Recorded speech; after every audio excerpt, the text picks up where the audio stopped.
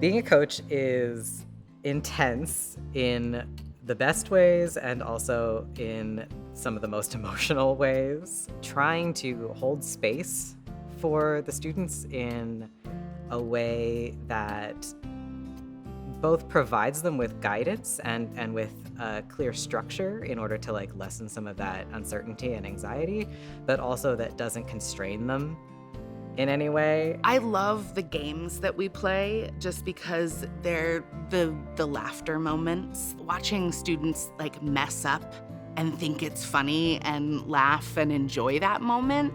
Anytime that can happen in the room, especially in the initial days of a workshop, they're just beautiful moments because they really help kind of just establish we're all in this together. It takes a lot of empathy and concentration and patience. It can be a really intense experience because there's times where students are uncomfortable and they don't know what to say.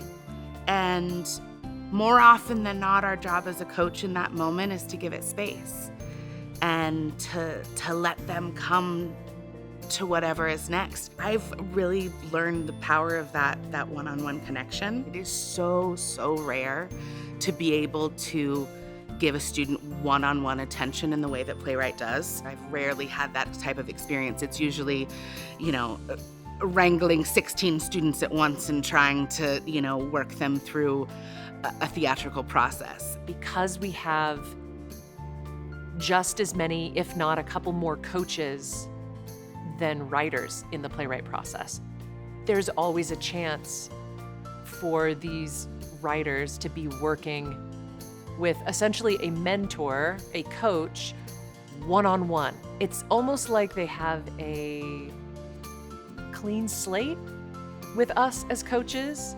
They are not their caseworker, their foster parents, their parents, their teachers, anyone that has any prior knowledge of them or some of the issues or some of their challenges that they've had in both education or at home. And they can feel and be however they want to, and we're still there to help support them in this process. I learned a long time ago that when you're working with young people, the phrase is, don't mold them, help them unfold. And to me that means I don't want you to be a certain type of artist, but I want to help you discover the type of artist you are and help you to be able to express that. And I think that's kind of one of the core principles of PlayWrite. One of the most important things that I have learned from working with PlayWrite is just how much creativity people have. It's very difficult to feel that vulnerable and that free unless you have something soft conceptually to land on.